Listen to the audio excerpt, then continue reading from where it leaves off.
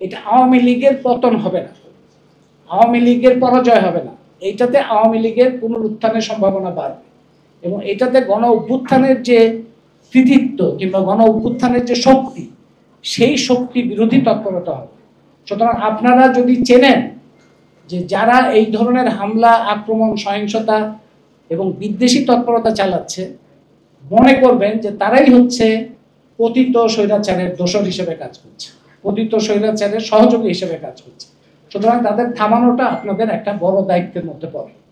তো সেই দায়িত্ব পালন না করলে এই যে সংস্কার কমিশন এবং অন্যান্য যে সমস্ত কাজ, এগুলো ক্ষতিগ্রস্ত হতে পারে।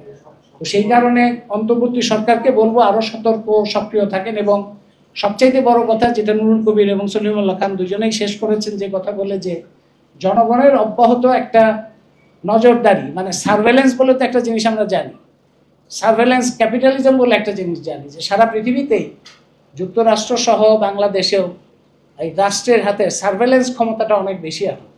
জনগণের সমস্ত কিছু তাদের নিয়ন্ত্রণের মধ্যে, তাদের নজরদারির মধ্যে।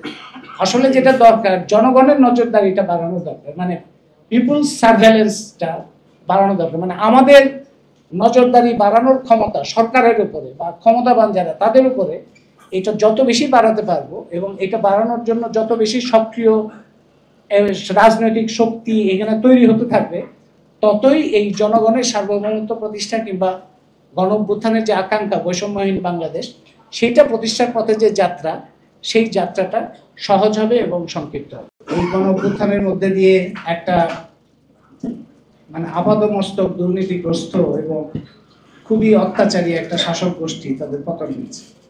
মানে এটাই আমি বলতে পারি যে গণ অভ্যুত্থানের একটা বড় সাফল্য, যে পতন হয়েছে। তারপরে বিতর্ক হচ্ছে বিভিন্ন ধরনের, এটা হচ্ছে দ্বিতীয় সাফল্য। কারণ আপনারা খেয়াল করলে দেখবেন যে গত সরকার 14 সালের পরে তো আর কোনো নির্বাচন হয়নি, একেবারেই জবরদস্তিমূলকভাবে ক্ষমতায় ছিল একটা সরকার। এবং 18 সালে নির্বাচনের পরেও একটা মানুষের মধ্যে হতাশা নেমে এসেছিল। 2024 সালের 7 জানুয়ারির নির্বাচনটা তারা যখন পার করে দিল, তখন পুরো সামাজিক একটা মানে পুরো সমাজের মধ্যে আপনি বলতে পারেন সোশ্যাল ডিপ্রেশন, মানে সামাজিকভাবে একটা বিষণ্ণতা তৈরি হয়েছিল। যে আমি তো ব্যক্তির ডিপ্রেশন আমরা জানি, কিন্তু পুরো সমাজই একটা ডিপ্রেশনের মধ্যে চলে গেছিল মনে হয়, একটা বিষণ্ণতার মধ্যে, যে মনে হয় এই পরিস্থিতির কোনো পরিবর্তন আর হবে না, এরকম একটা অবস্থা। কিন্তু তারপরে যেভাবে পরিবর্তনটা হলো, সেটা সলিমুল্লাহ খান বলেছেন এবং আমাদের আগের বক্তারাও বলেছেন। এই যে আগের, এটা তো জুলাই আগস্টে হয়েছে, কিন্তু জুলাই আগস্টের ঘটনাই শুধু না আসবে, গত 15 বছর ধরে বহু রকম আন্দোলন হয়েছে, সরকারের অত্যাচারের কারণে বহু রকম ক্ষোভ জমা হয়েছে, জিনিসপত্রের দাম থেকে শুরু করে মানুষের তো অর্থনৈতিক সংকট কিংবা জিনিসপত্রের দাম বৃদ্ধি, তার আর্থিক নিপীড়ন, বেকারত্ব, এগুলো তো মানুষকে অনেক ভোগায়।